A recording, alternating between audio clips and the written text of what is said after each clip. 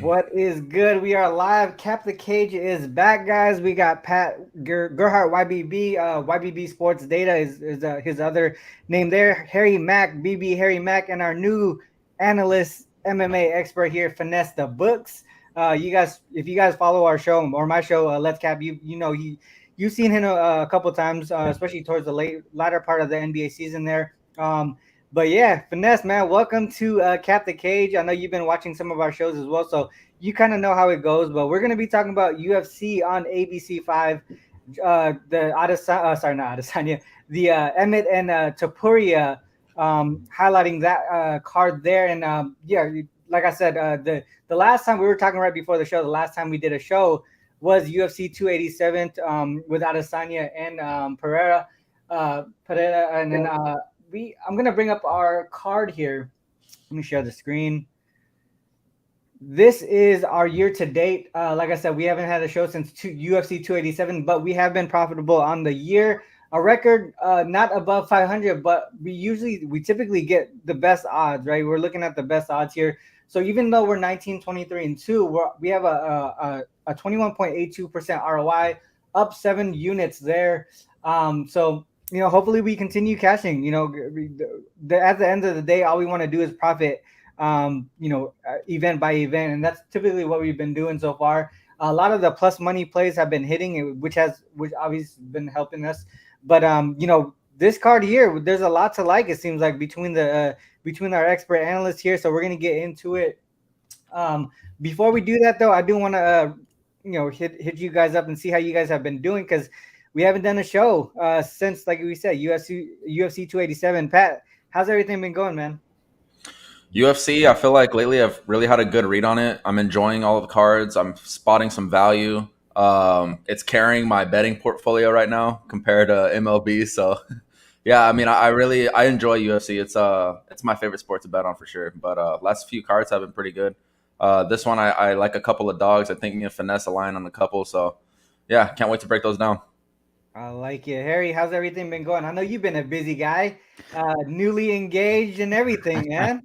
Yes, thank you, thank you. It's been a minute. Yes, thank you for that. I appreciate it. But yeah, I'm in the same boat as Pat, man. I cleaned up on that Nunez card. That was like maybe one of my best cards ever. I had a couple of big like +205, +230 winners there. That Nice. felt nice. If Amanda pulled off a finish, we would have been I might have been out of the country right now doing you might have never heard from me ever again. But so it goes, so it goes. But yeah, man, everything is good. I'm finally back in the gym, knees fucking healing up. I got Oh yeah, are you back to some play by 100%? play gigs.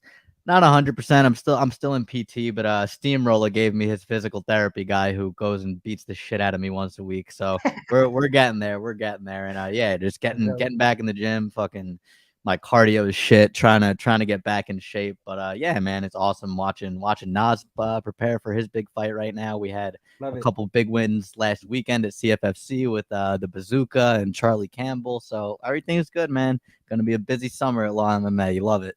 I love it. Finesse, man, the new guy on the block. Man, how's everything been going? And tell the people how you've been doing in MMA as well.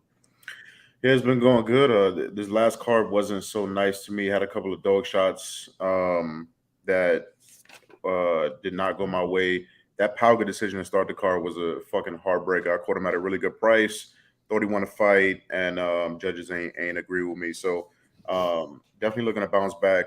Like Harry was saying, the Nunez card was profitable, which we love. Fighting is crazy, bro. It's tough to be consistently profitable. That's why I respect these guys up here. These guys are truly entrenched in the game. I've loved fighting for a long time as a fan. Over the last couple months, really trying to dig my toes into it from a betting perspective. So excited to learn from these guys, and it should be a really really fun and exciting card, and a lot of spots to bet on, and yeah, I'm seeing a lot of spots that I like. So should be a great card.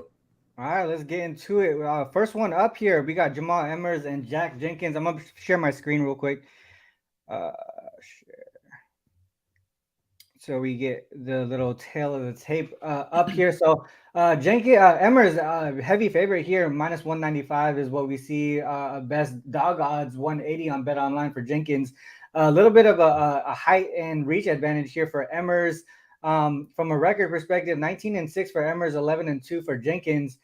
Man, this I feel like we saw. Oh yeah, we did. All right, so we saw Emmers here. Didn't we?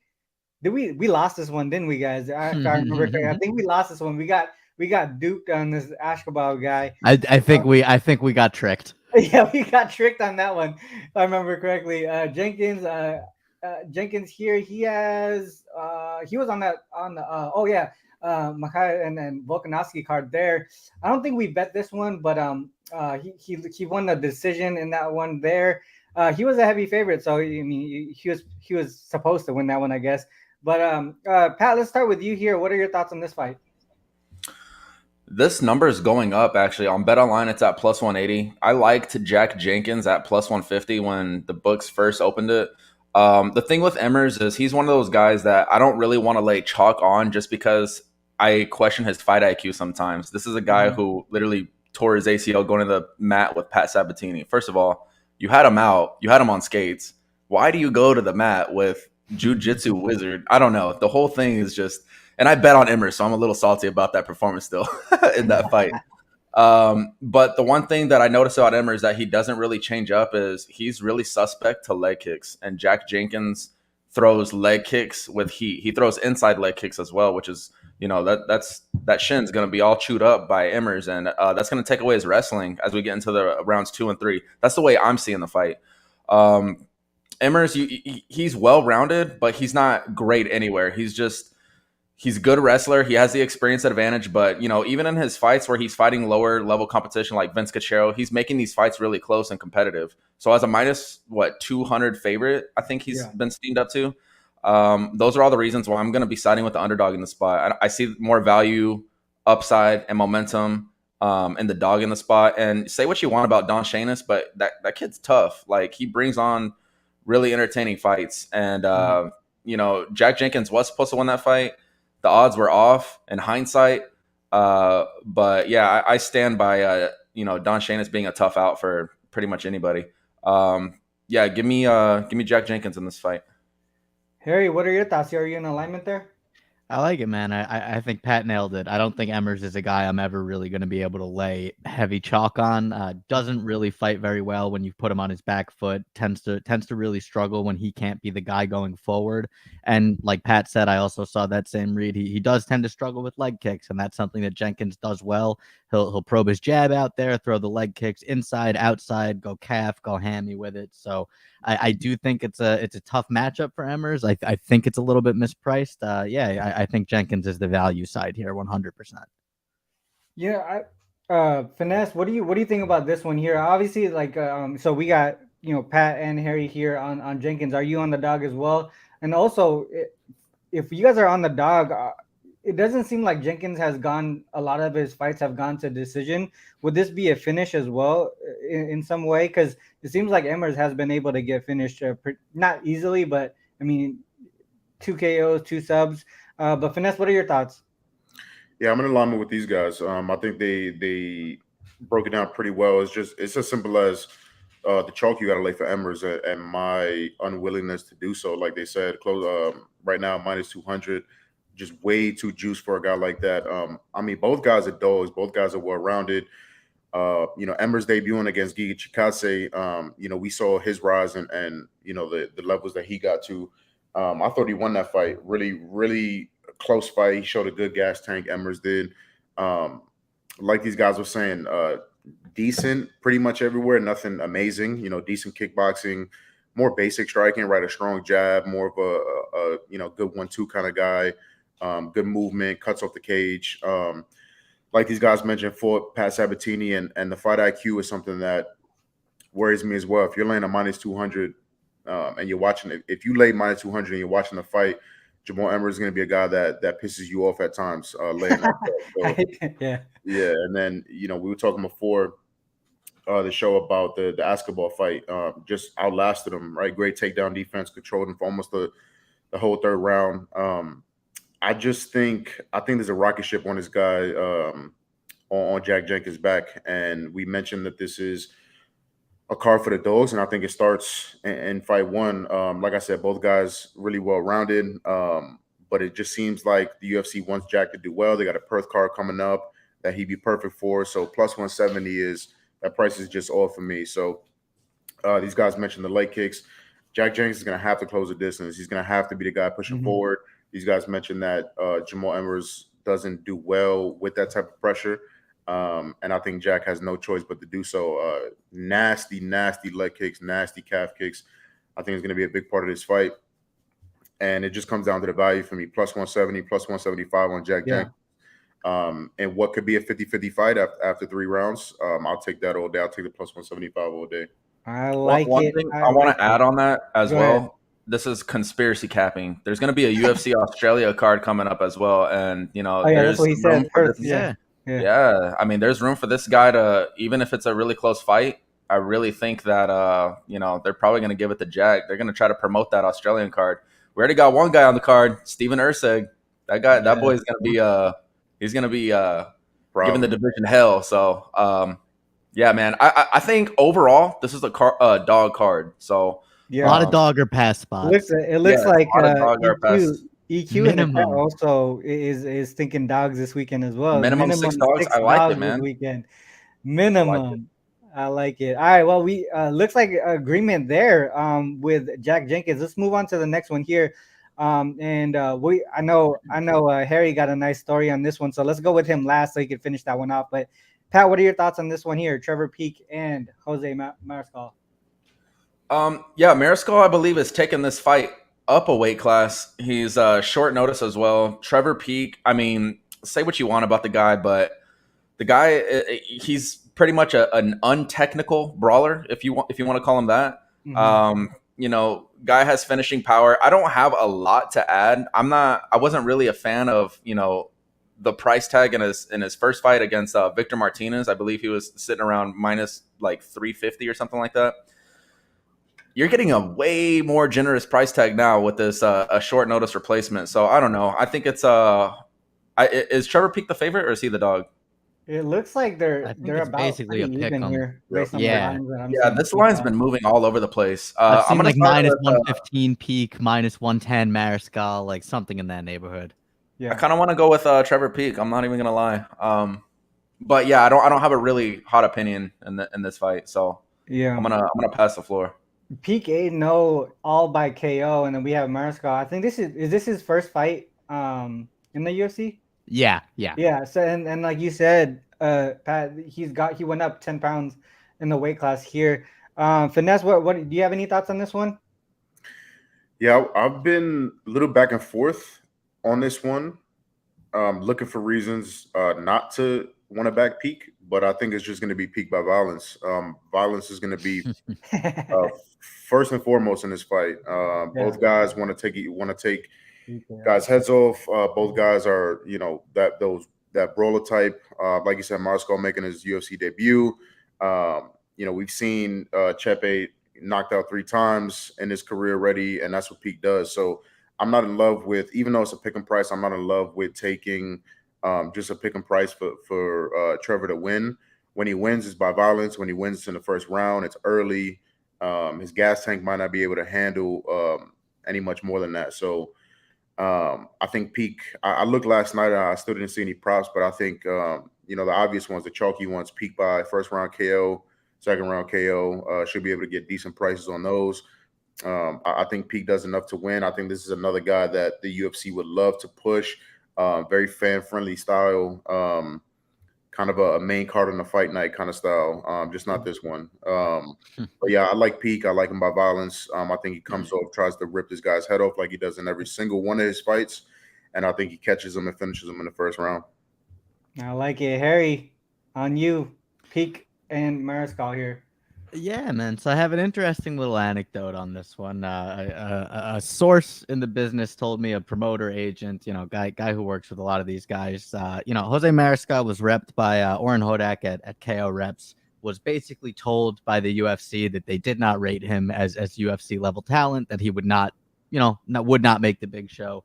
Winds up getting an offer. The offer comes. Some sketchy shit goes down. He winds up getting poached by Iridium. So it looks like Iridium has some sort of weird deal in place with the UFC to just kind of feed them these cannon fodder guys to just kind of fill out fight nights and shit like that. So I'm trying to figure out what's going on there. Jason Knight, or Jason House, excuse me, not Jason Knight. He didn't do anything to deserve that. Jason House, you're a sneaky snake. I don't like you, and I'm gonna figure it out. But yeah, you know what I mean? I think it tells you everything you need to know that the UFC doesn't rate Mariscal as a UFC level fighter. He's coming in up a weight class, short notice, fighting an undefeated fighter. Everything about this screams peak. I actually, just looking at the prices, this might be a reverse brain over to me. Peak 8-0, all by finish. Mariscal's been stopped before, but you know what I mean? It screams, it's one of those fights where everybody screams violence, violence, violence. So it wouldn't shock me to see this one go over 1.5 at plus 130. I don't hate that. I'm going to keep that in the tickler file. But I do think, gun to my head, if I have to pick a winner, it's Peak. I mean, what do you? I mean, like whether or not he wins by violence or not, do you think that at this price it would be wise to just take that? I mean, I mean, it's not plus money like we normally use, but you mean at minus 105 or whatever it might be. Yeah. At a pick'em, I think you're still getting good enough value that, like, if that to take that shot on Peak to fire there, like, you know, Okay. it's a fight. You're getting 50-50 odds, I think, and you like your guy, you have a read, you take that. And yeah, you know what, Peak should be the bigger guy. He'll have 2 inches of height. This is his natural weight class. You know what I mean? So he's got youth, he's got size, he's probably got, you know, the promotional backing. It seems like kind of a perfect storm for Trevor Peak this weekend. I like it. Makes sense to me. Let's move on to the next one. Here we got Tabitha Ricci and Jillian Robertson. This one here, Ricci 8-1. Oh, I gotta move on to here. Ricci 8-1, Robertson 12-7. They're the same age. A big gap in the number of fights though. It looks like Robertson is a taller, lengthier fighter here. When I was looking at this fight here, Ricci, I don't think she's fought the caliber of fighters Robertson has, and that could be why the record is the way it is. But for the most part, I think that the odds at plus 120 for someone who has the more experience and has fought the better fighters might be the way to go. But I'm gonna look to you guys here. Let's go to Harry. What are your thoughts on this one?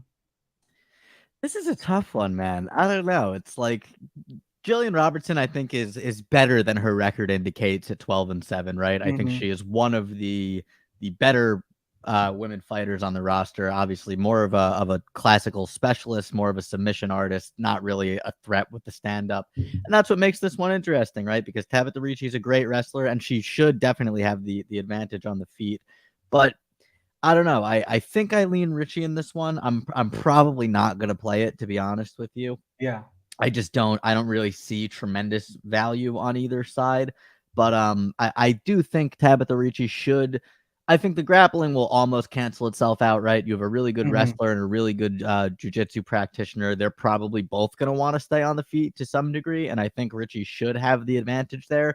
But Jillian's also the taller, longer fighter, so you know if she can keep her at bay with the jab, then she absolutely also has a path to victory. So I don't have a strong read on this one way or the other, but yeah, gun to my head, I'd say Ricci probably gets it done. Gotcha. It does look like she's come down in weight class over the past year. She had one at 115 here, and then the rest were a little bit above that. Let's go to Pat. What are your thoughts on this one? Yeah, this is gonna be the fight where everyone on Twitter is pretty much split in the pick. Man, I see a lot of momentum and upside on both fighters, to be honest, but I just think Ricci is just so small. If there was an atom weight division, which there should be in the UFC, I think she'd be really competitive in that weight class. But you know, I was watching an interview where they were talking about weight cut, and she's like basically saying, "I don't really cut weight." Like that's what she is. Like she's little, you know, and so. I don't know. I really like the Jillian Robertson side. I just like what I've seen from her lately. I'm not sure what the odds are just yet, or where they will settle at just yet. But if I can get Jillian at dog odds or wider dog odds, because I'm seeing a lot of Ricci love, then I would probably be on the Robertson side. But as it stands, I think it's, I guess you could say, accurate pricing. Yeah, I see plus 120 at Bet Online. I think that's generous. I might go in that direction. But before we got on the show, I saw plus 105. So gotcha. Yeah, give me Jillian. Plus 120. Yeah, Finesse, what do you think? Dog on this one, or are you going the other way? Yeah, this is, in my opinion, one of the most interesting fights on the card. Like these guys said, you go on Twitter, you see good arguments of both. You see a pretty good split in terms of who's picking who. I really like Robertson in this spot. Both girls aren't great strikers, but Ricci will have the advantage there. Like Harry was saying, Robertson, in my opinion, has the clear grappling advantage. She's an elite grappler. We've seen that throughout her whole career. Robertson's younger, she's bigger, she's a longer fighter. She's a bigger strawweight, like these guys were talking about. She's way more experienced. I mean, looking through her resume, she fought Cynthia Calvillo, her fourth professional fight, and Cynthia Calvillo is a fucking dog. I love Cynthia Calvillo. Hannah Cyphers, Meatball McCann, Macy Barber, who's on the rise, Miranda Maverick, JJ Aldridge. Her resume is deep as shit. So somebody said, one of you guys said it. I don't think the 12-7 record is indicative of the work she's putting in and how her career has played out. 14 UFC fights for Robertson, only 4 for Ricci. Robertson's the better finisher, 10 finishes and 12 wins. Not only is she going to be the bigger girl, but she's fought the bigger strawweights. Robertson has, she's fought at flyweight. Robertson has had success against girls that she can bully, and I really think she'll be able to bully just purely based on skill and size. I think she'll be able to bully Ricci up against the fence and on the ground.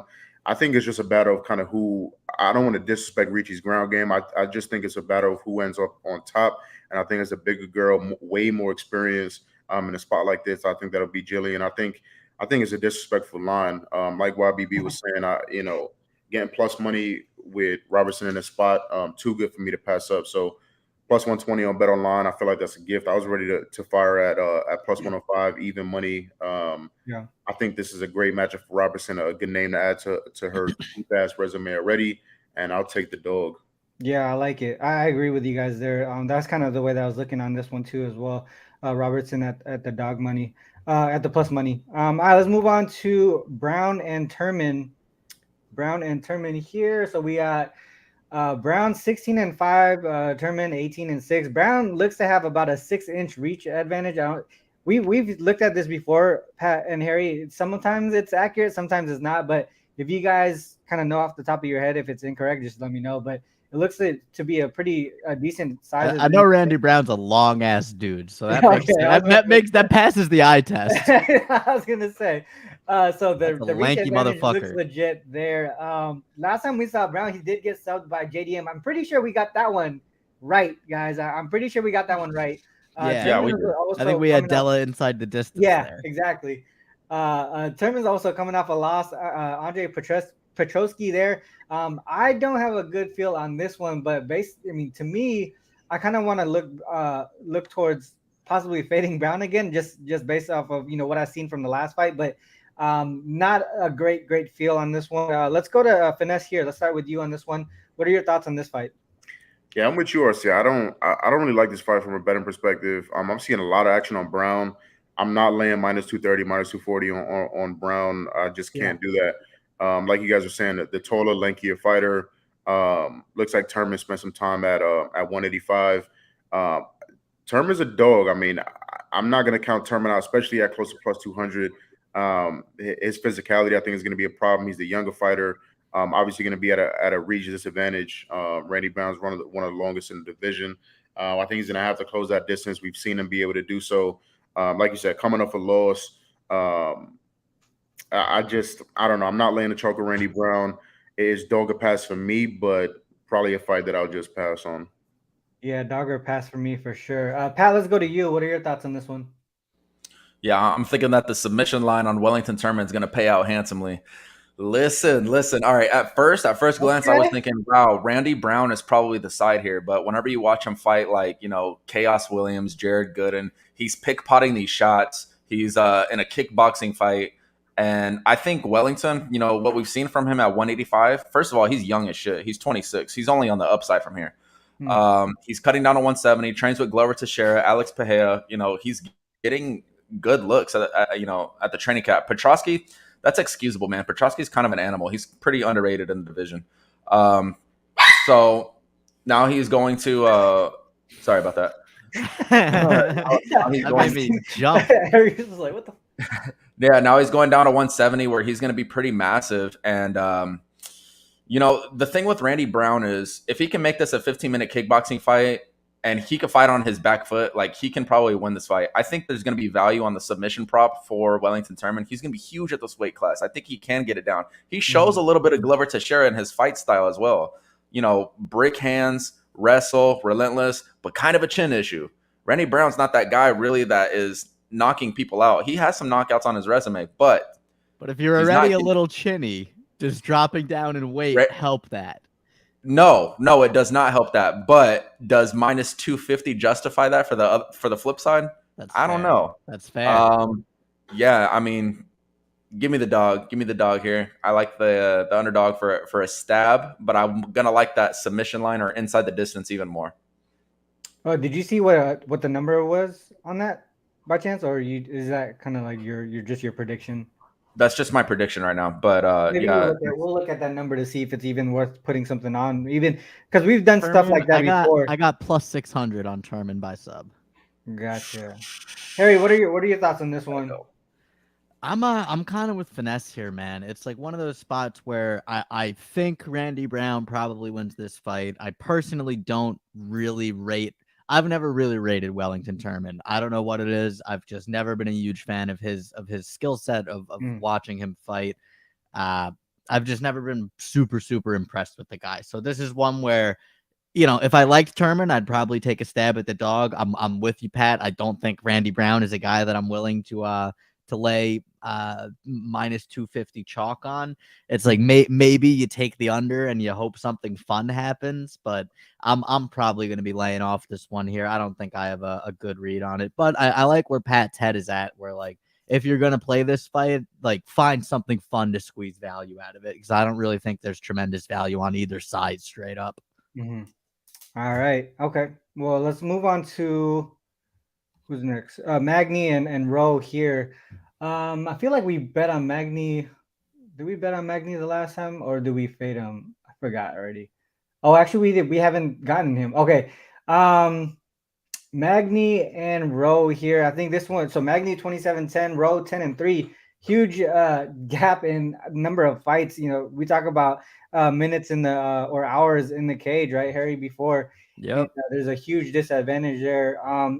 Magny has lost 2 of his last 3 by sub, but he fought some tough opponents. I mean, those losses came from Rachmanov and Burns, 2 really tough opponents in my opinion. And Rowe here, he has fought. What was it? Last December, a couple of wins in the UFC. He did have one of these pro grappling ones as well.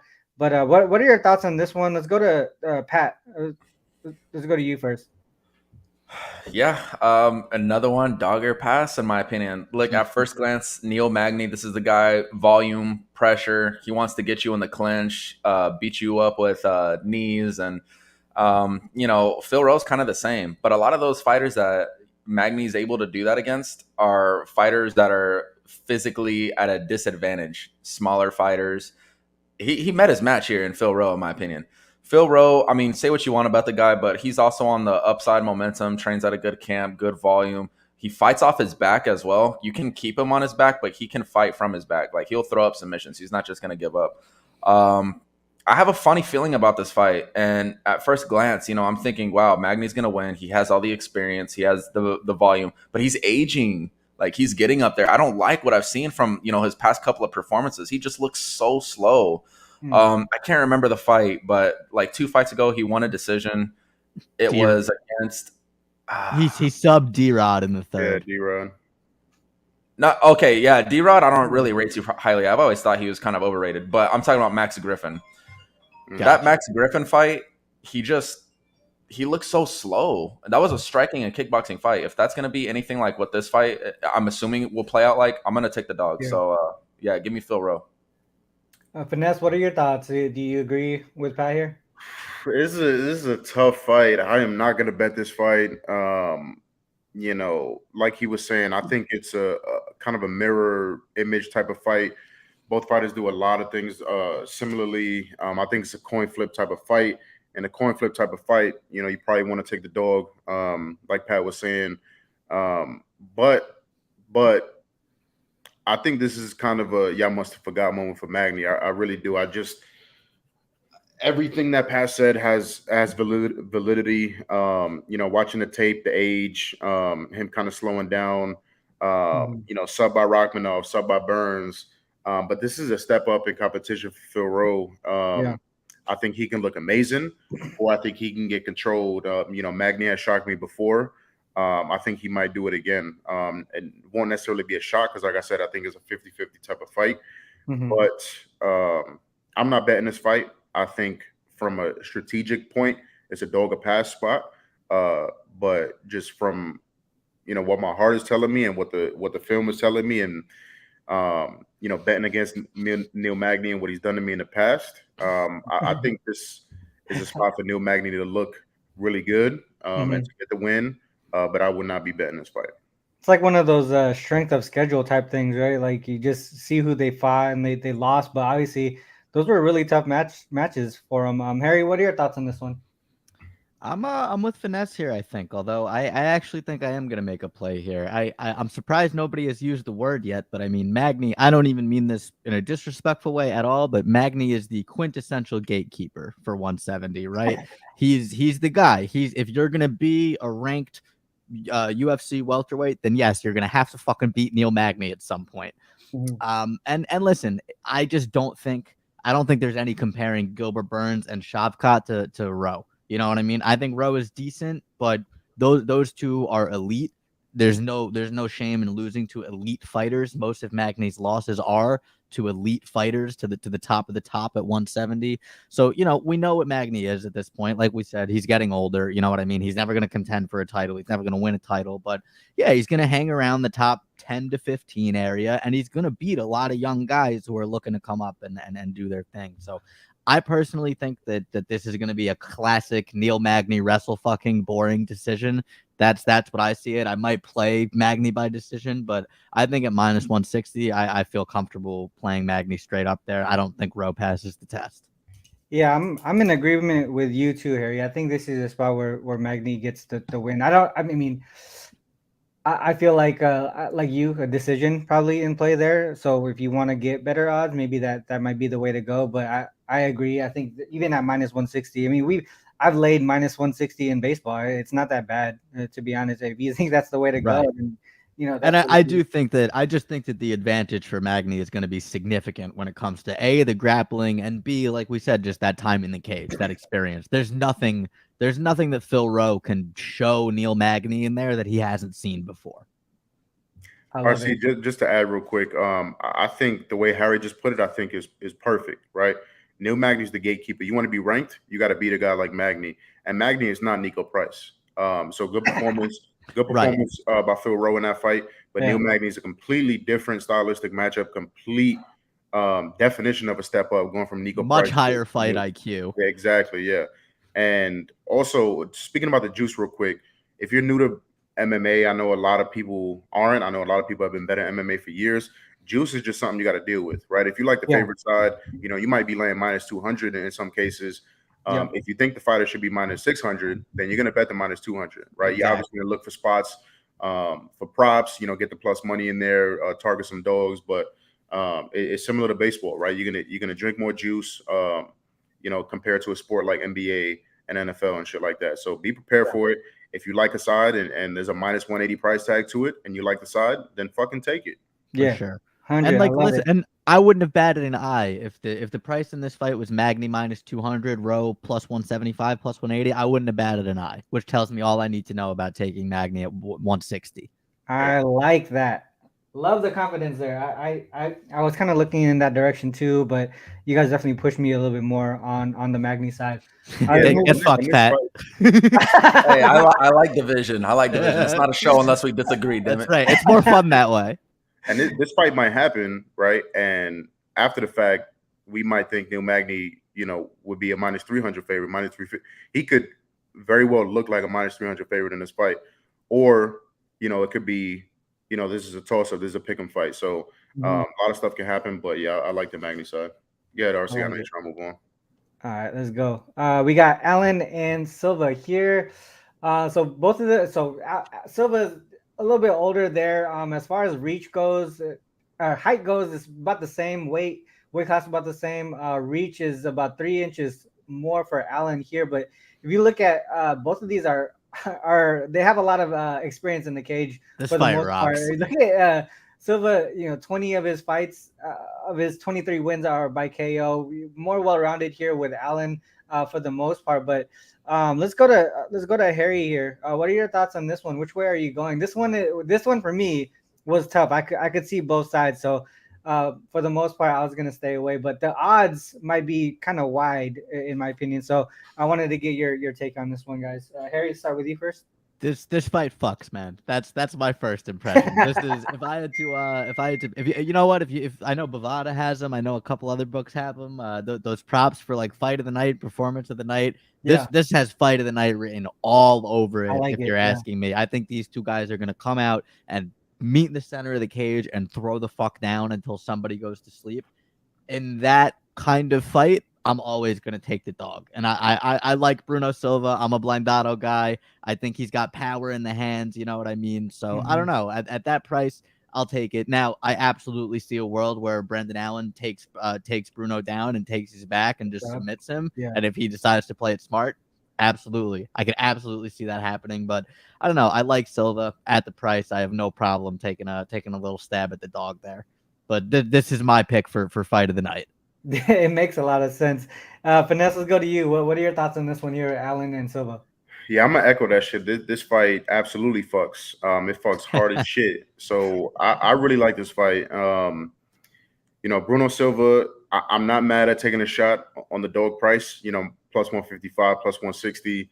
Bruno hits like a motherfucking truck. We've seen him absolutely flip fights. Against Sanchez, right? Again, dominated.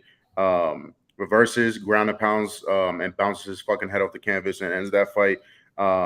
Gets absolutely dominated by GM3, gets subbed in that fight, comes back and beats Tavares.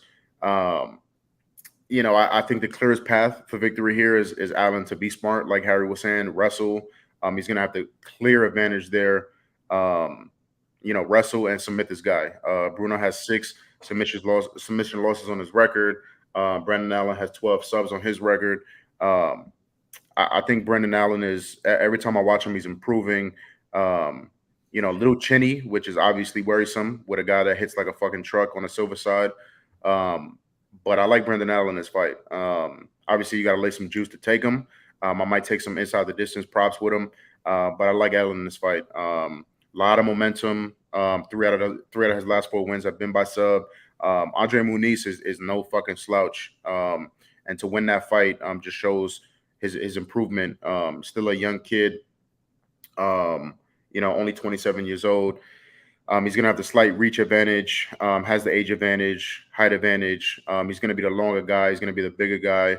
I think if he goes in there with a solid game plan, which I fucking hope he does, as a minus 180 favorite and takes him down, I think he can absolutely dominate this fight.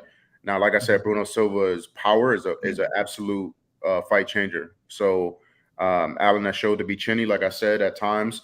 But I think if he gets it to the ground, I think he can finish the fight at any time he wants, any round he wants. So I like Allen in this spot.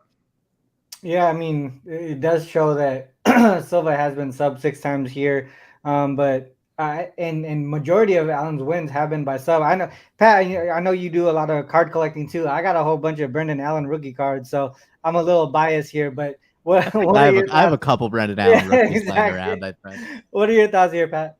Yeah, I'm in the same boat. I got a couple of Brendan Allen cards myself. I got a white sparkle, but nice, yeah. You know what though? I think the value is going to be on the dog in this fight. I like Allen. We've seen him really improve from fight to fight. He's still a young fighter. The thing with Brendan Allen, he gets in these striking fights at times. He thinks that he's going to be the better striker, and I think that will be his detriment in this fight if he thinks he's going to go out there and out kickbox a guy who packs a lot of power. I don't rate his wrestling too high. I think his jiu-jitsu is slick, but in that fight that he had against God, I can't remember his name.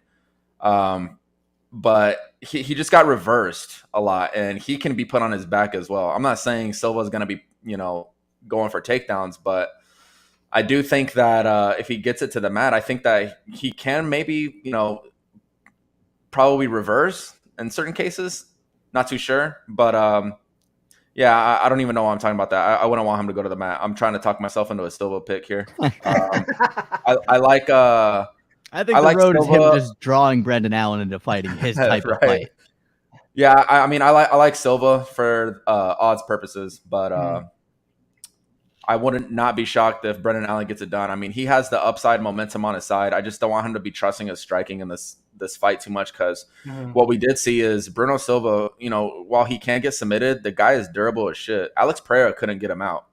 That fight went the distance, and he put up a really good fight in that. Hey, he arguably took a round off Pereira. Yeah, exactly. So, I mean, Silva is no slouch at all. So, I don't know. I kind of like the dog in this fight. I like the odds, but for prediction purposes, I think Allen wins. For odds purposes, I just think the line is just too wide. It should be a lot shorter. Gotcha. Okay. Looks like that's one that we might skip in the betting section, but we'll come back to it. Next, we got Onama and Gabriel Santos here. This one both kind of young fighters here. And then we look at hours in the cage or minutes in the cage too. 10-2 Onama, Santos 10-1. For the most part, a lot of finishes here on this side. A couple of decisions on Santos's side. I was kind of looking towards inside the distance here, but I don't have a really good feel on this one either. Let's go to Finesse. Let's start with you on this one. Any thoughts on this fight here? Yeah, I mean, from a betting perspective, I have absolutely no interest in this fight. I think Santos wins the fight. I'm not laying -230 with him. Yeah, I mean, I got to dig more into this fight too. I'll probably let these guys take the lead on this one. Not many thoughts, not a fight, most likely. I'm going to be betting. Think Santos wins for what that's worth, but probably going to be a pass for me. Like the way that I was thinking about it, Harry, you know how you just say that reverse brain over, right? This one was like no one's gotten finished yet. I think it's gonna happen this time. You know what I mean? Like one of those reverse brain under. Reverse brain under, exactly. That's kind of like it. what I was thinking here, kind of taking from you and learning from you as well. But what are your thoughts on this one here? I kind of like that, honestly. I was with Finesse. I really didn't have a hard read on this one. I probably wasn't planning on making a play, but if you throw reverse brain under at me, I don't think I'm ever going to be able to say no to that. I mean, Onama, like that Landwehr fight was hilarious. That was a hysterical fight. He clearly is super talented, has so much power, but the question is is the gas tank going to hold up?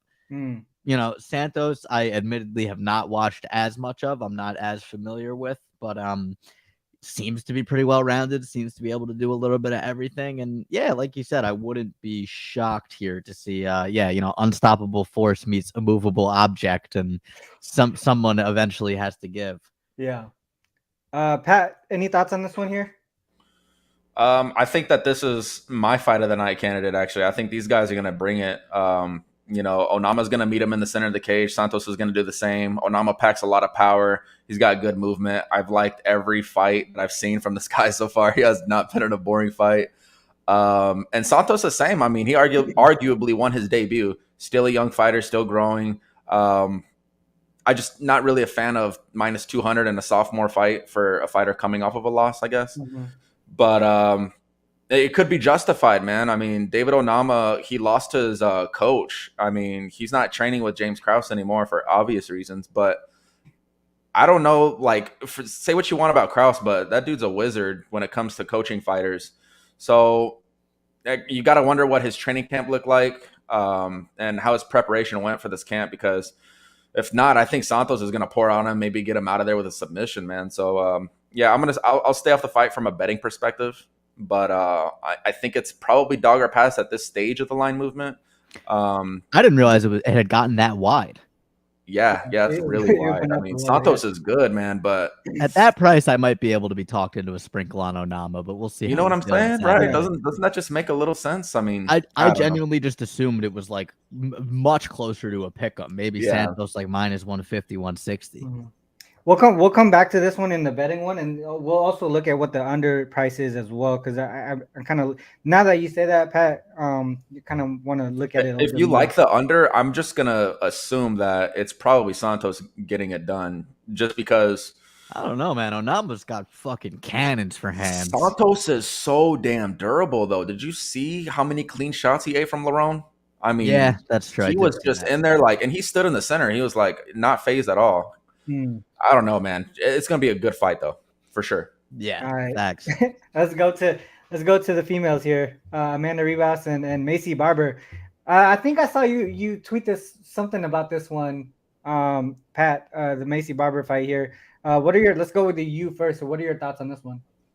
All I said was watch Macy Barber win another controversial split decision. And you know what? I stand by that. Ribas, I mean, she's good, but she is, you know, she's chinny in a way. You kind of know what she's going to bring to the table. She's pretty well rounded, I guess you could say. But Macy Barber, I mean, I'm not a fan of the line. You know, in WMMA, I always tend to look towards the dog no matter what. I don't care what your name is, other than Amanda Nunes. I look at the dog. I don't know, man. I think split decision prop might pay out handsomely. I think Barber, another robbery incoming. I think they're really trying to build up Macy Barber. I don't know why, but I really think that the UFC wants they've to been build trying to build up Macy Barber for like 5 fucking years now. Hey, When are they going to stop trying to build up Macy Barber? I think she lost her last fight too against Andrea Lee. Andrea I Lee, agree. I think, won that and I don't fight. think Andrea Lee is good. Yeah, no, not at all. But I don't know, man. I don't know if Ribas is good either. So No, I don't think either of them are good. Isn't Ribas taking this fight up a weight class? Right? Yeah, Didn't she she's come from coming- strawweight? Yeah. She was a 115er. Okay, yeah. So she's had a couple of fights at 125 already. Right. I forgot about the Chuk fight. The Marina Rodriguez finish was just one of the funniest finishes in UFC history. She got finished twice in that fight. Yeah, she was running around like fucking Bambi. She got put on skates. That was awful. I don't think Macy Barber packs that kind of power, but I think no, Macy Barber is a big fan of the Caitlin Chikagian Kia air. Yeah, where you just throw a jab at nothing. I like how she shadow boxes the air. I don't That's know, what man. I'm saying. It racks up points though. It's dogger pass for me. It's dogger pass for me. That I'm just gonna keep it short and sweet, and I think that the appearance will be that Ribas is probably winning the fight, and then you'll go to the scorecards and be upset. Vanessa, what are your thoughts on this one? I completely agree. I think this price is absolutely fucking ridiculous. Like these guys talked about, Ribas moving up a weight. Macy's usually in her fight, she has the physicality advantage. I think it'll be even more pronounced in this fight. I think it's going to be too much for Ribas. Like Pat was saying, Ribas has been chinned many times to the point where I can label with no problem. I can label her as chinny. I think Barber has had the tougher strength of schedule. I mean, Alexa Grasso, Miranda Maverick, Jessica Ai, who's a bum. Andrea Lee, she lost that fight, but she won that fight. JJ Aldridge, Hannah Cyphers, Jillian Robertson. Ribas has faced some tough competition. But I mean, Paige Van Zandt, who's an OnlyFans model. Mackenzie Dern, I guess. Randa Marcos, who's a below 500 fighter. Verna Jandiroba. I mean, how well do you rate her? No Verna slander. All right, you got that. I like. Yeah, I just think I think this price is ridiculous. I think I'm hearing Macy's power talked about a lot this week. She's obviously gonna have the power advantage, but like these boys said, I don't think she's just gonna break hands. Ribas shit. I think the volume is gonna have to add up for her to get Ribas out of there. Power is a rare thing to see in WMMA. We mentioned Amanda Nunes. That'll be one of the one of the best examples of power in women's MMA. Last time we saw Ribas really face some power was against Marina Rodriguez. Araujo has some power, but Marina has fight-ending power, and Ribas got KO'd there. So I think the physicality. I think Barber's going to be able to take this fight where she wants to. If she wants to keep standing, I think she will. I think she'll be the pressure fighter in this spot. And plus 170, even if you feel like this is a coin flip fight, I mean, plus 170 and the way the judges, like Pat was talking about, the way the judges love Macy Barber at plus 170. It feels like a steal for me. So yeah, I'll take the dog. I'll take Macy Barber too. I really do like her. I really think she is the future. Like these boys are saying, the UFC is trying to strap a rocket to her back. It's working, right? She's on a main event. Not the main event. She's on a main card of a stacked fight night card. So she's been on some pay-per-view cards. So I think she continues. I think Ribas is a big name to add to her resume, and I think she does it. Yeah, Harry, the EQ is in the chat, says possibly a Ribas smash by here, very underrated in grappling.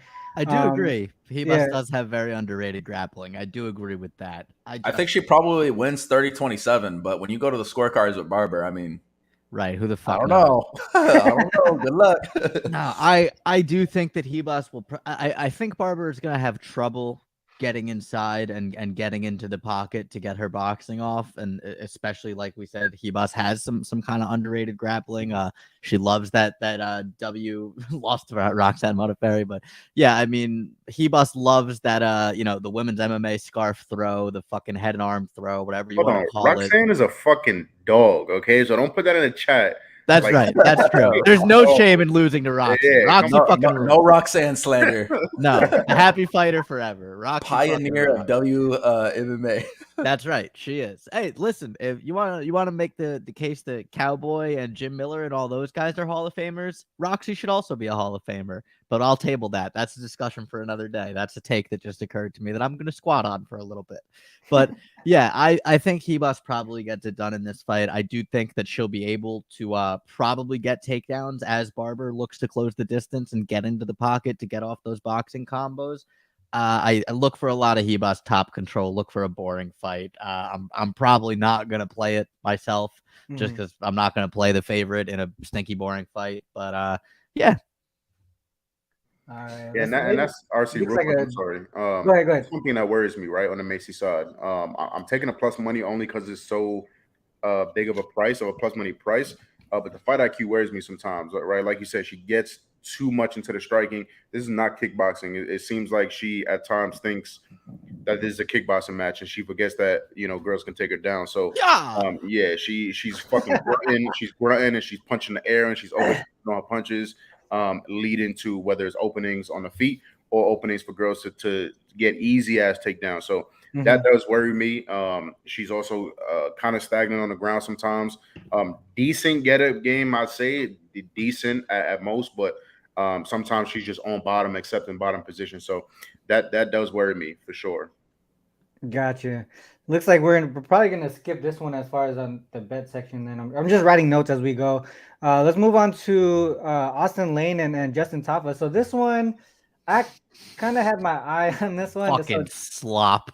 Lane 6'6", big reach advantage there. But this is his debut, right? UFC debut.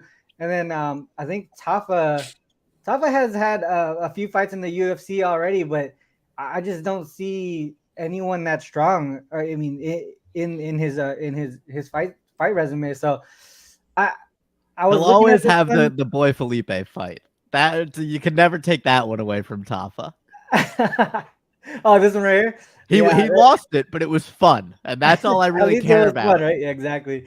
Let's start with you, Harry. What are your thoughts on this one, man? Like, obviously, experience in the UFC versus a newbie here, but man, just the size advantage seems like it's pretty significant as far as like, especially if we're expecting this to be sort of like a striker versus striker type of thing. What are your thoughts on here? For sure, it's like I think I lean Tafa based mostly on I know Lane has more experience technically, but Tafa has more actual UFC level experience. Exactly. Yeah. So there's obviously there's a big difference in that 12-3 and that 6-3 when you're fighting on the regional scene, especially at heavyweight. Bodies are pretty fucking hard to come by at once you get to a decent level on the regional scene at heavyweight. So a lot of these guys come in with records that are not fake or fraudulent by any means, but padded, let's say. Got you. So I just don't know. It's like this is another one that's probably going to be absolute fucking slop if we're being realistic with ourselves here. Like, this is not going to be a pretty fight. This is not going to be technical. This is going to be fucking ugly, but I think Tafa kind of tends to thrive in that environment. Like if you like going back to the Felipe fight, I know Felipe won that fight, but it was close, it was competitive.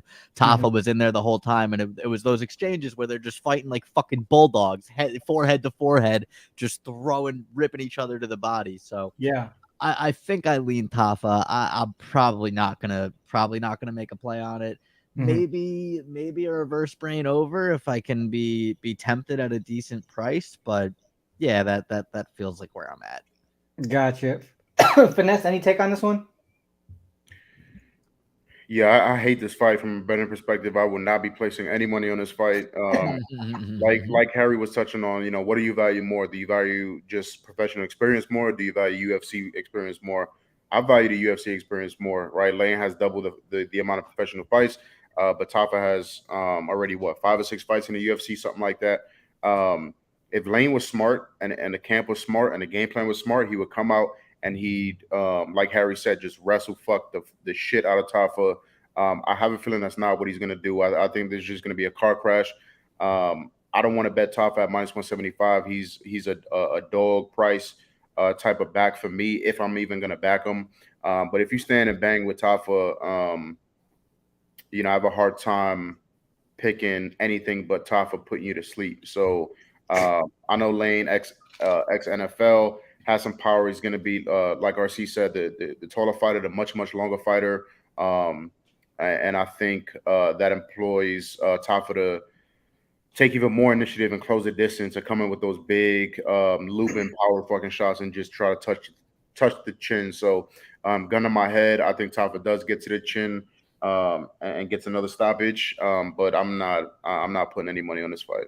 Wait, Austin Lane played in the NFL. Was that the offensive lineman? I think he played for the Jags. I want to say he was like a tight end or some shit. I remember this, but bro, you also want to talk about fucking miles on your body. Fucking 15 professional MMA fights, 35 years old, and you played professional football. Like, yeah, that's kind of wild. Yeah, bro, you've put your body through some fucking shit. Exactly. Pat, what are your thoughts on this one? I think this fight is going to be hilarious. Yeah, I'm not going to have like any bets on it, but man, this is over 1.5 plus 175. Dude, I think Harry did a good job breaking it down. He pretty much said everything, but yeah, I mean, yeah, reverse brain over. I mean, that probably works. I think it's going to be a slop fest, man. This is going to be fucking comedy. No bets for me. Yeah, I'll be watching it though. It'll be entertaining. I'm gonna be watching with a big dumb smile on my face. Oh my god. Okay, all right. Last one before we get to the actual part where we start placing our bets. So, obviously the main event here, Emmett and Topuria. I am biased to Topuria just because of the hobby and all that stuff. Also, I just feel like the age gap is huge. Emmett, didn't he just lose to Yair? The interim title fight, yeah. Yeah, exactly. And I think we got that one correct. I'm pretty sure we got that one right too, guys. I think we bet this one. Yeah, I think we were on Yair. I think we were right on this one as well. So, I mean, I feel like Topuria is aside. A lot of things kind of point in his direction, but obviously, the experience goes a long way, right? Let's go to Finesse here. Let's go with you first. What are your thoughts on this one, Topuria and Emmett? Yeah, I mean, Topuria, north of minus 300 already. Not much value there. Obviously, coming undefeated. A lot of hype. Big age advantage, like you guys were saying. A little bit of a height advantage. Reach is about the same. The only way I'd be interested in this fight is via props, but I think Topuria can end this fight in a bunch of different ways, in a bunch of different rounds. So I'm not really pinpointing any of that at all. I like Topuria to win within the first 3 rounds. I think he subs Emmett. I know a lot of people are going for the knockout. I'm not mad at that, like a round 1, round 2 knockout type of situation. I think you can get Topuria knockout at like minus 120 or like minus 115 or something like that. I'm not mad at that price at all. Maybe, half unit on that, half unit on the sub, which you should be able to get at plus money. Emmett's got a chin on him though. Yeah, for sure. And that's what I'm saying. That I see so many paths to victory for Topuria. I think Topuria wins the fight. I see so many paths for victory. I can't say for sure. Oh, right. Bet this prop, get your plus money. So, I know FanDuel offers these props. I may sprinkle on this just Topuria to win in rounds 1, 2, or 3. I think that's the most likely path to victory. But I'm not betting a minus plus minus 300. I'm not doing that. So I think Topuria wins the fight. We'll see what the odds drop at when they start dropping. Pretty sure some of them are already out there. Like I said, not mad at the minus 115, minus 120 Topuria KO. But I think he subs him in the first 3 rounds. I like it. I like that. Pat, what are your thoughts? Topuria is a fucking animal, first of all. This guy, you haven't really seen too much of it, but his grappling, his wrestling is elite. Like he can go out there and strike too. But no, I just think the upside of momentum is all on the Topuria side. With Emmett, he's kind of a finished product. You already know what he's going to bring to the table. I keep hearing the narrative, oh well, he can wrestle. Man, have you seen him wrestle or go for like takedowns or anything? I mean, he has it in his back pocket, but he's not really gonna do that.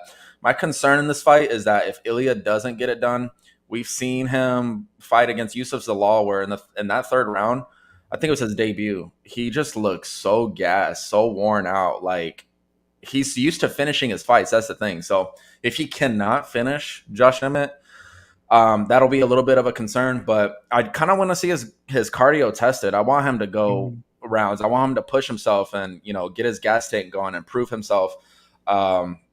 But I also want to put it past him to get it done in the first 3 rounds. I think he needs to be cautious. Watch for that Emmett right hand. The thing with Emmett is when you watch his offensive attacks, they're so predictable. Calvin Kattar was reading him like a book. Obviously, I think Calvin Kattar won that fight too, but that's besides the point. I don't know, man. I like Topuria. I'll stay off the minus 300. Reverse brain over says over 2.5 at plus 180. Maybe. I like that a lot. Just because I can see some grappling scenarios. And Emmett does have a chin on him. Like, I don't think he's gonna get knocked out. And I think Topuria is smart enough to stay away from that power right. So, I don't know. Interesting fight. Topuria, I think, gets it done and climbs up the rankings. But and for selfish reasons as well, I have some Topuria cards myself. So, wishful thinking just kind of says Topuria smash spot. But yeah. Harry, what are your thoughts on this one? It seems like it sounded like you kind of agree with the reverse brain over on this one. I do really like that. I like that a lot. Emmett's got a fucking chin on him. He's hard to put away. So is Topuria. I know both guys have a lot of finishing acumen, but I do think that it probably makes it to the 3rd round. So I like that one for certain. I guess I'm gonna be the only one here on the island, but I have to take Emmett at the price, dude. Like straight up at the price, I have to take Josh Emmett. I think it's fucking. I think everything you guys have said about Topuria is true. Everything you've said is true. He looks like he's that fucking dude. The striking is there. The recovery is there. The grappling is there. We haven't really seen the cardio tested, but that's another story. But it's a step up. It's a step up in competition for sure from Bryce Mitchell. Like Emmett just fought for an interim title. He has fought everybody there is to fight in the division. Basically, he's very clearly a top 5 featherweight in the UFC, in the world, whatever the fuck you want to call it. And he just has so much fucking power in his hands, man, that like, it's not like Topuria is infallible, right? We saw him get dropped in that Jai Herbert fight. He took that big head kick. I don't know how the fuck he recovered and managed to keep it going, but he did. But we've seen him get hurt before. Emmett has so much power that at the price, I just feel like I have to take a stab at it. So I'm okay being on an island there. Would you? So if you're gonna take Emmett's side, are you taking by to KO? finish? Okay, yeah, I was gonna say. Okay. Yeah, I don't think he can outpoint Topuria for 5 rounds. Sure. I don't see that happening at all. And like Pat said, a lot of his offense does tend to be very telegraphed. He has like 3 setups for the overhand right, and that's his offense. But it works. So like if that overhand right touches you, dude, that might be all she wrote. So it's just I think it's mostly based on the price for me, right? If the price was closer, then yeah, I'd probably pick Topuria. But with the power Emmett carries in his hands, with the experience that he has fighting top level world class competition at that price, I'll go out on my sword every single time. And I'm that makes sense. That makes sense to me to get Emmett on the KO. we'll see what the price is, but that makes sense to me. I mean, we talk about all the time. You know, we think one side's gonna win, but the price says take this because of the value in it. So Right. that makes a lot of sense. And to I me. do think, like Emmett has one path to victory, right? Yeah. Like it's the big knockout. Exactly. I like that. Okay. All right. So that's it. That's the most of the card that we talked about. We didn't grab every fight. We talked about some of the fights that we had some nice angles on and things like that. But now it's time for actually one more thing. Did you guys have any fights to talk about that we didn't break down? Yeah, I'll touch on one real quick. Go ahead. This Rebecca and Razabov fight. I think Rebecca's on fraud watch. That's just my opinion. I That's think right. Loic, yeah, baby. yeah, I think he's on fraud watch. Razabov, you know, right, fought in PFL for a while, right? Got to the finals. I read somewhere that he had the flu in that fight. Right, it looks like he gassed out a lot in rounds 4 and round 5. But I read he had the flu in that fight, so still was a close fight in my opinion. I know the closing odds on that fight were massive on the Menifio side. I think his striking is evolving. Right, he's not going to be a strike first guy, but in PFL his striking was a lot more raw than I think it is now. I think he's improved his striking. I think the wrestling is going to play a major part. And Rebecca just hasn't faced anybody. Before the Contender Series, he was fighting on a promotion, FEN. I had to almost buy that shit like on a black market to watch those fucking fights. It took me so fucking long to find those fights. Fought Nick Fiore's last time out. Before that fight, Nick Fiore had not gone more than like 6 minutes in the octagon, and Chase Hooper just beat the fuck out of Nick Fiore. So he looked pretty impressive, won a decision. Big time fraud watch. Yeah, I think Rebecca's on fraud watch. So what am I getting? Yeah, plus 130. We mentioned this is a fraud, not a fraud card, a dog card. Getting plus 130, plus 130, 135 on Razabov. I'll take that. I like that fight. Harry, it seems like you're in agreement on that one. Is this something that I like okay. Loic. I've always liked Loic. Pat, do you have anything on this one?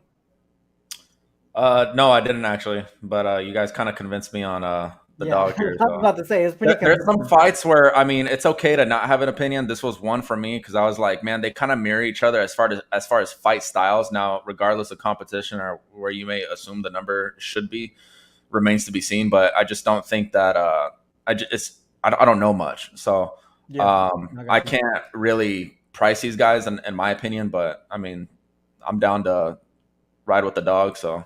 Oh, yeah. The only other play I have is you guys know that I am the world's #1 Tatsuro Taira stockholder. That's why I was surprised that we didn't bring that one up. But yeah, Taira inside the distance plus 110, baby. That's a tough fight for Taira though. It is. Cledson's good. Cledson's good, but a fucking dog. I think Taira is the fucking truth, dude. I think that kid is fucking special. Like that kid might be a flyweight champion within the next 3 years. I think that kid is fucking good. 23 years old. I could definitely see it. For sure. So young, so talented, so well-rounded. Like I think the sky is the fucking limit for that kid. Yeah, if he gets by Cledson and does it impressively, then my fucking hats off. That's a big step up in competition in my opinion. And Cledson's a fucking dog, so I'd be super impressed by that. Agreed. Yeah, Harry. Personally, I'm with you on that one. That's the one that I was kind of looking at too. But you guys are the main guys that I want to run this through. So. If you guys didn't bring it up on the card, I was like, all right, well, I guess you guys don't talk about it. I'm glad you brought it up. The price is coming down too on Taira. I think it's closer to minus 250 now, and it was minus 300 like a day or two ago. So you're getting a more favorable price. I think a submission is probably the most likely outcome, but I think the submission was only like plus 150 compared to like plus 110 for inside the distance. So like at that point, I'm always going to be willing to sacrifice 30 to 40 points of juice for just, to cover my fucking ass a little bit. Yeah, I mean we got hit by that a couple of times here on the show. Right. So makes a lot of sense. All right, let's go. All right, let's put the bets in. Let's put the bets in here. We'll go through. I wrote down the notes and we'll go from the top. All right, so Jenkins money line was one of the first ones we talked about. I don't think that one we have to argue. I think we're all in agreement there. Let's find which one was. Actually, let's just go here. No, that's not it. All right, so Jenkins at plus 180. This is over at Bet Online. Bet Online has the best MMA like Yep. lines. For the dogs or just in general? Or just like in general, you can bet on ACA, grappling tournaments, like LFA, Octagon. There's so many Hell yeah. promotions, but as far as lines too, and this is not a sponsored post by any means. I'm just saying, like, Yeah, Bet feel free, Online yeah. is It's really about that to be. good. It's about to be a sponsored post. Full unit on this one, Jack Jenkins. Fine with me. I'm cool with it. I think we all were in agreement with that one, anyways, too. Yeah, I feel like if we're ever all in there's a full one. consensus. It's a full unit play. Yeah, So we got Jack Jenkins there. Way too many prove it to me spots. Yeah, I feel that, TNT. Yeah. All right. So next was Peak. I think we were all in agreement with that one as well. Trevor Peak on this one. Looks like minus 103 was the best odds here. What do you guys think? I do like Peak there. I'll probably also play that over 1.5 at plus 130, but I like Peak You're as fucking a side crazy, too. bro. Over 1.5, man. Harry. Over 1.5. Yes, sir. He's gonna look like a fucking genius. And I know when it happens, he's gonna be like, "I told you." Yeah. Dude, I did it with exactly. I did it with Sarukian last week. Plus 135 over 1.5, beating up some fucking no name. Easy. Well, are we doing a full unit on this one? Well, I think it was who was I know Harry and Pat, you're on this one too, right? I can get there. I can get convinced on it. I would say probably 3/4 unit, just because I'm not completely. I like that. I like that. You go with that? But he's gonna be my prediction. But as far as like the line, and I'm not too sure just yet. Got you. All right, so we'll do 75, 3/4 unit. Good bugger. All right, so next was Robertson. So it looks like for this one it was me, Finesse, and Pat, and then Harry, you were kind of indifferent on this one. Yeah, I leaned Richie. If you guys want to play Jillian, go for it. I probably in reality won't play this fight. You guys want to do a 3/4 again on this one? Yes, sir. Yeah, half 3/4 unit. Yeah. Give me the dog. Man, all the best odds are literally on Bet Online. That's crazy. It would appear so. I'm on the book right now, like just making sure Fight Odds has their stuff straight. They sure do. Everything is very spot on. All right, so this one on Termin, we wanted to look up the sub, what the number was for sub. Yeah, Well, I had plus 600. That's just me. I don't know if you guys are going to want to piggyback on that, but I'm taking that on my own card. I know that this is a collaboration segment. Yeah. I'm not telling you how to ride. I'm just saying. Plus 600 is on DraftKings. What's that? Word. Plus 600 on DraftKings for tournament by sub. Realistically, this is probably a stay away spot for me, but if you guys want to throw like 1/10 of a unit on that by sub or whatever, fucking by all means. Pat, you're playing this one for sure? I'm playing it myself though. Okay, Gotcha. I just want to make that clear. So if you're riding and it loses, and so if it loses, you direct all of the shit and complaints to Pat and not the rest of us. Right? Hey, please forward question comments concerns to Finesse. What do you think about this one? Should we just stay off? Just put a 1/10 of a fucking unit on it. Who cares? Okay, that's it. There you go. Nice little stab. Wet the beak a little bit. It's coming through. I'm just telling you. Let's do it. All right, so next was Neil Magny. I think everyone was on Magny except for Pat. I think it was based off of, I think it was because of the price. Guys, Harry and Finesse, were we looking at the money line specifically? Or were we gonna try, or do you want to I like it straight up. I think if you're gonna play a prop, probably the decision is the best side, the Magny by decision. Magny decision is plus 110. Right, at plus 110, I'm okay with, give me minus 160, dude. Yeah, that's I'm okay not worth with the it. minus 160 as well. What do you think, Finesse? I think we leave it off the card, to be honest. Really? That's what I think. Yeah, I mean, there we go. I hate the fucking fight. You know, if you guys want to do something, this is a fight that I want to take some big money stabs. I mean, I'm not really seeing a lot. You know, for that. The only other path I see is a Magny submission if he gets on the back. Yeah, I can see that. Pat, you said no on this one too, right? It's because I'm opposite. I'm totally in the Phil Rowe camp. Okay, So so then that's off so- the card. All right, so we're off the card on that one. Alan Silva, we were nothing there. Onama and Santos, possibly the reverse brain under. So I think we wanted to look at the price there. I could be talked into it. Let's just see the price and then make a decision off of that. So under 1.5. Nah, I don't like it. I don't like it either. Yeah, price I- isn't good enough to entice me. Pass on that one. Tafa. So Barber, we didn't. I don't think we agreed on anything there. Tafa, possibly the over. I Reverse think I'm brain gonna. over? I think I'm gonna take that reverse brain over in the Tafa fight, just because it's my gonna be God, funnier. Bro, what the fuck? Did we put Jillian in there already or no? Yeah, that one. We that got one a was, 3/4. I'm pretty Okay, sure we did okay. a 3/4 unit. I think. We got to put my man Razabov in there, bro. Shout out to Yeah. I'll We- play whatever Loic. he Yeah, grew. Yeah, I think we're gonna do that one. So I think Where's we he from? don't have anything until. Tajikistan? Turkmenistan. Turkmen, yeah, something I like think that. that's right. Yeah, some would have stand. Yeah, I think we're skipping the main event too. I think we're all indifferent on that one. Yeah. So it would go back to Loic. I think that was that a money line one? Tajikistan. Tajikistan. I was close. So money line, right? We got a money line. Yeah. I think 135 is. This must be DraftKings. Didn't How the fuck do I Onama bring this cost shit Kraus down? 7 figures for Slanware? That That's sounds right. rumored. That's definitely rumored, but I don't know if that's like facts or not. Yeah, well, he made it back on the fucking Minner fight, so it's fine. Right? I'm.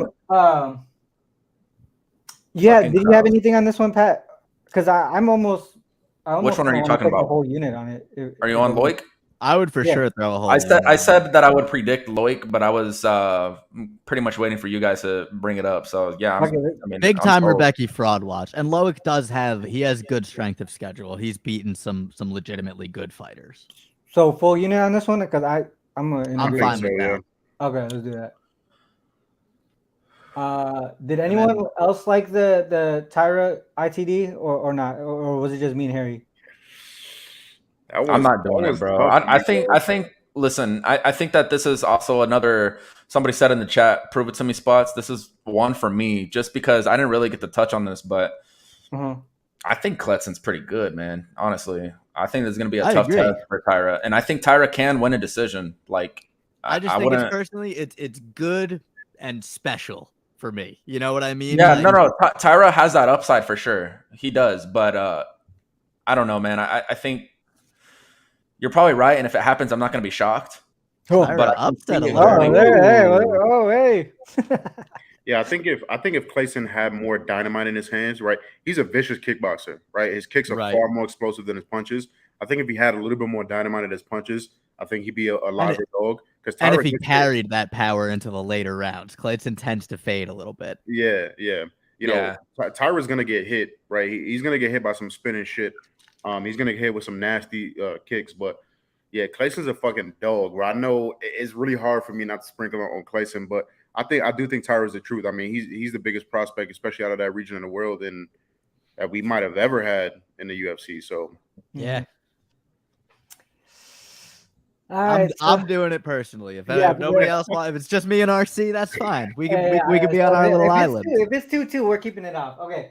All right, so that's it. That's our card. So let's go to no Macy Barber plus 175. That's disrespectful, guys. That's just so disrespectful. I think we skipped that one though, didn't we? Yeah, we didn't have consensus. Yeah, I think it's best to probably leave it off. Yeah, just because I mean predictions do not equal bets. I am still predicting Rebus to win. I'm just gonna be betting Barber. Yeah, right. Gotcha.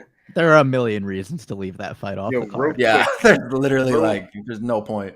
Real quick, who wins, Brundage or Dumas? Dumas. Oh my God.